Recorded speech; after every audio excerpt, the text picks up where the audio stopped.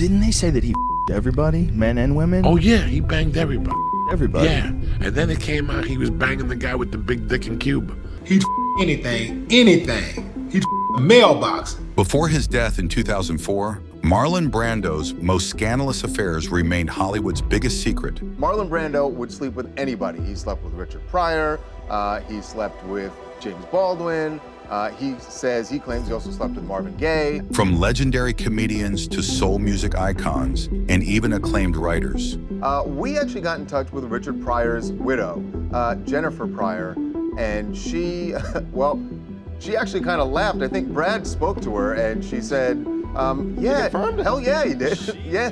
She confirmed everything. The confirmations that followed revealed the secret life of Hollywood's greatest actor. Marlon Brando died on July 1st, 2004, taking what everyone assumed were his deepest secrets to the grave. For over a decade, Hollywood remained silent about the legendary actor's private life. Then in 2018, music producer Quincy Jones sat down for what would become the most controversial celebrity interview ever recorded. He said that Brando used to go cha-cha dancing with him and his crew.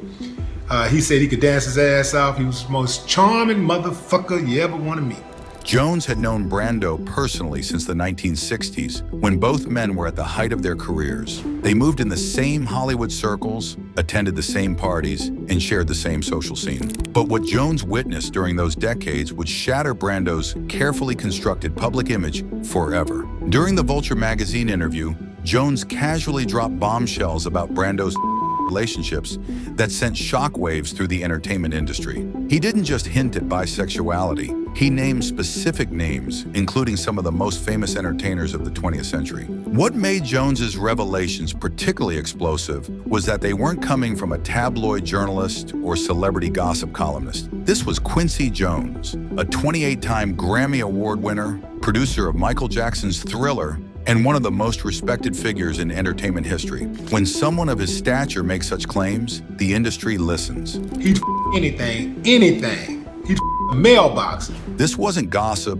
or speculation. Jones was describing personal knowledge gained from decades of friendship with Brando. He spoke with the casual confidence of someone who had witnessed these relationships firsthand, not someone repeating Hollywood rumors. The timing of Jones's revelations was significant. At 85 years old, he had reached that point in life where many elderly people stop caring about social conventions and start telling uncomfortable truths. His attitude was clear. He had nothing left to lose and no reason to protect anyone's reputation. Marlon Brando would sleep with anybody. He slept with Richard Pryor, he slept with James Baldwin, he claims he also slept with Marvin Gaye. The casual way Jones delivered these revelations made them even more shocking. He wasn't making grand announcements or seeking attention. He was simply answering questions with the matter-of-fact tone of someone discussing well-known facts among friends. When pressed for details about how he knew these intimate details, his response was dismissive.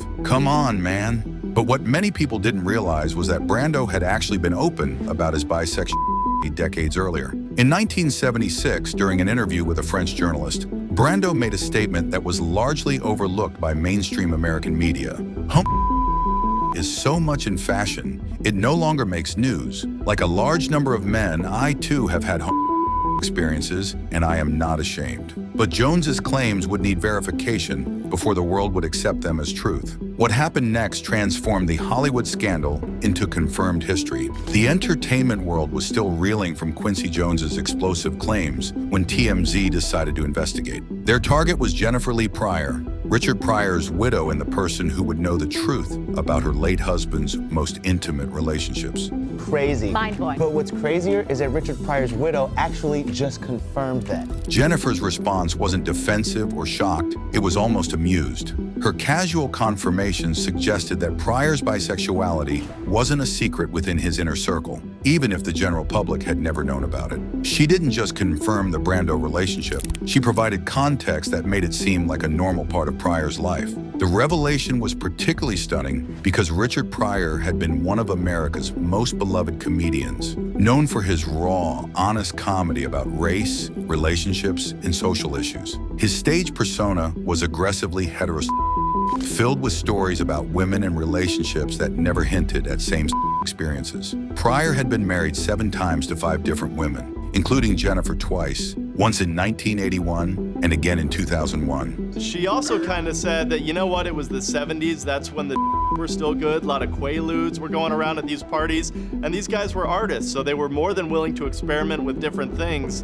But yeah, she said he was very open about it, he didn't hide it. Jennifer's explanation placed the relationships in historical context. The 1970s were a time of experimentation in Hollywood, fueled by drugs and a general loosening of social taboos. What might seem shocking to modern audiences was apparently routine behavior among celebrities of that era. Her mention of quaaludes was particularly significant. These powerful sedatives were widely used in Hollywood during the 1970s and were known for lowering inhibitions and creating a hypnotic, euphoric state. Combined with and other popular at the time, they created an environment where normal social boundaries disappeared. And she said he'd be laughing if he heard the report came out today. The only thing kind of bothers me about that is she's almost saying, oh, the drugs made him do it. Jennifer's final comment revealed something important about how she viewed her late husband's sex.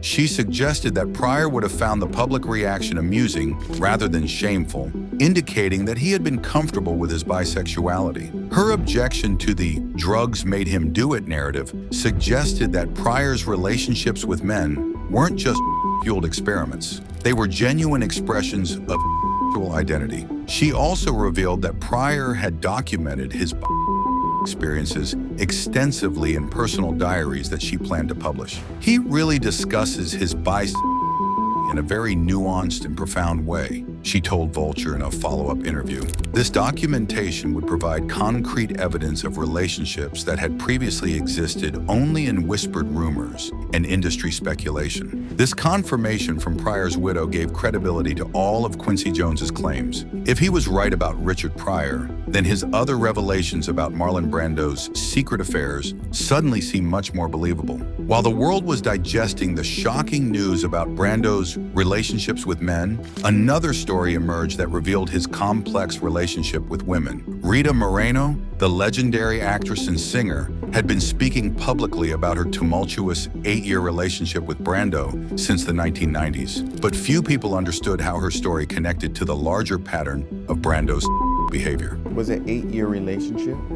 He married 2 other women in the course of that relationship, fathered children with them. Yep. Moreno's relationship with Brando from 1955 to 1962 was characterized by obsessive passion and systematic betrayal. While she thought they were in an exclusive relationship, Brando was simultaneously pursuing marriages and affairs with other women, creating children with multiple partners, while maintaining his primary emotional connection with Moreno. The pattern Moreno described matched perfectly with what Quincy Jones revealed about Brando's attitude in relationships. This wasn't a man capable of monogamy or traditional romantic commitment. This was someone who viewed sexual relationships as conquests to be collected rather than meaningful emotional connections. During their 8-year relationship, Brando married actress Anna Kashfi in 1957 and Movida Castaneda in 1960, fathering children with both women while continuing his affair with Moreno. He kept either punishing women for having the capacity to do that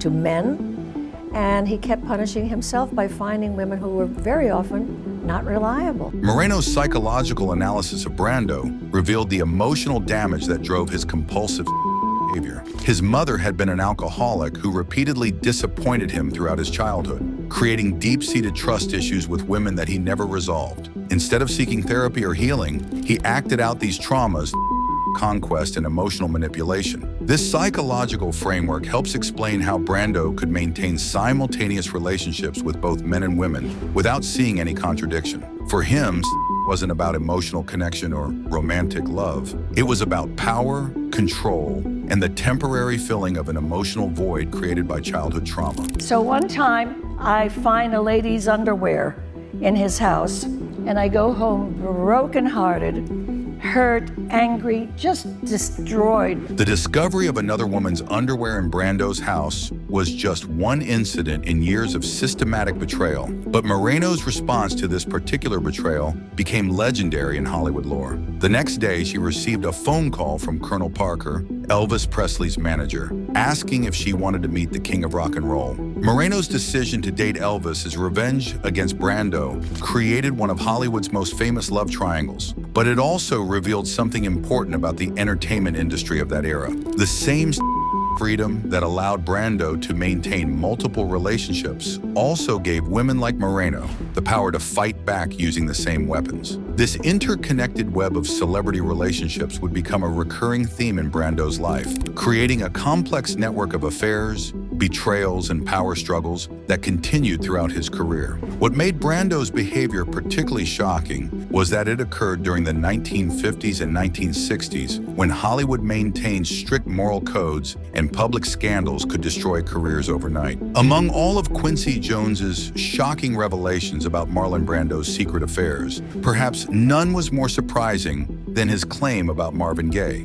The legendary Motown singer, known for classics like Healing and What's Going On, had never been publicly associated with same-sex relationships, making Jones's allegation particularly explosive. The claim about Marvin Gaye was especially shocking because it involved one of soul music's most iconic figures crossing racial and cultural boundaries that were even more rigid in the 1970s. Gaye was not just any entertainer. He was a symbol of black masculinity and romantic love, whose music had defined relationships for millions of fans worldwide. The Marvin Gaye, oh man, I would never ever listen to Healing and What's Going On the same again. Damn.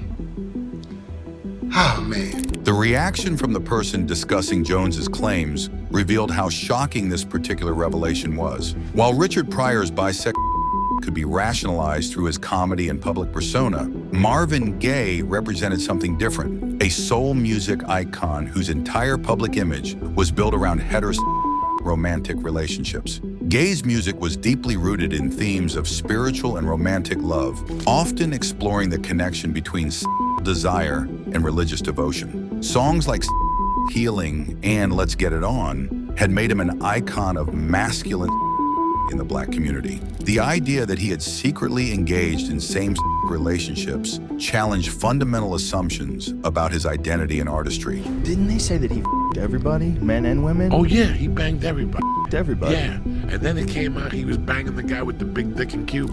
The casual way these revelations were discussed in popular culture showed how completely they had upended traditional understanding of these celebrities. What had once been carefully guarded secrets were now being treated as established facts, discussed openly on major podcasts and entertainment shows. This shift in public discourse reflected broader changes in how society views and celebrity privacy. Where previous generations might have worked to suppress such revelations, modern audiences seemed almost hungry for these kinds of authentic details about their entertainment icons. Marlon Brando would sleep with anybody. He slept with Richard Pryor, he slept with James Baldwin, he claims he also slept with Marvin Gaye. The inclusion of James Baldwin in this list was less surprising, as the acclaimed writer had been open about his homosexuality during his lifetime. But placing Baldwin alongside Pryor and Gaye created a picture of Brando as someone who moved freely between different worlds, the literary establishment, the comedy scene, and the music industry,